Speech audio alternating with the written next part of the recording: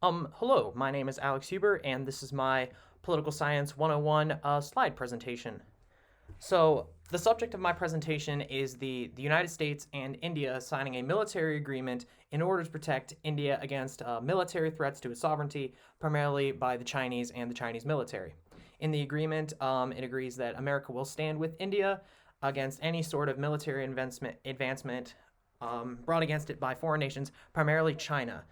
This comes in the wake of several skirmishes between Chinese and Indian militaries that nothing seriously militarily, mostly fistfights and other sort of what the media called brawls, although this did leave several people seriously injured and or dead. India has also agreed to take part in naval exercises in the Indian Ocean, along with the United States, Japan, and Australia. And them joining this coalition has caused the world media to dub them, quote, the Quad, or some are calling them the South Asian NATO. And the reason that they're doing this is to lessen the stranglehold that the Chinese Navy has on that particular part of the world. The Chinese government has come out in condemnation of this, saying that this will only lead to further tensions and that it will do little to strengthen its stranglehold on the economy and naval power in that area.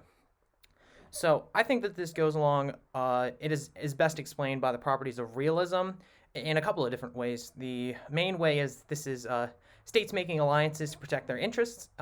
This is clearly seen by the United States and India signing military agreements on land, and the United States, India, Australia, and Japan all joining forces to lessen the power of one state, being China in this particular circumstance. This is also can be seen by states being the main actors in this issue.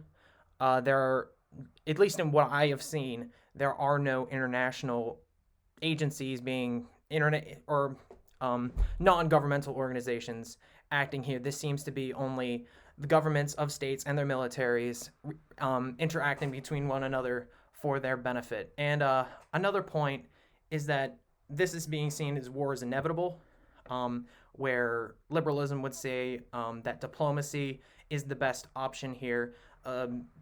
This is clearly, they're all vamping up military action and trying to stop one another in order to stop war, but they're coming together and joining forces in, they're probably hoping that war doesn't break out, but in the case that it does, they want to make sure that they have all the alliances that they need and all the power they need to protect their own sovereignty.